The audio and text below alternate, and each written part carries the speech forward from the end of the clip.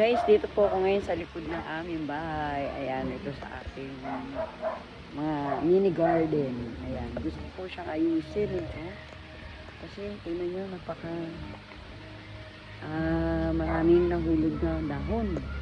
Gusto ko siyang balisin at sunugin ba, kausapin. Ayan, para mawala yung lamok. Kasi pag nandito ko, masyadong malamok. Ayan.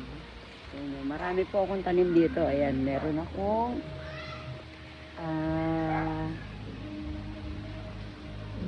kalamansi.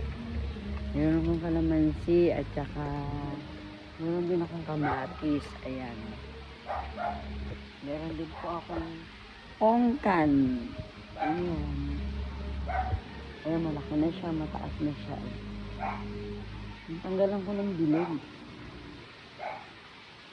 Ayan, sigling makopa. Meron din po ako. Ayun, meron sa paso. Ayan, guys. Tapos, natutuwa ako dun sa puno na langka ng aking kapatid. Ayun, ang dami niyang bunga. Ayun. Hindi makita. Hindi makita. Ayan, ayun. Kaya lang marami siyang baging. Guys, thank you for watching. Ayan, ayusin ko yung aking mini garden.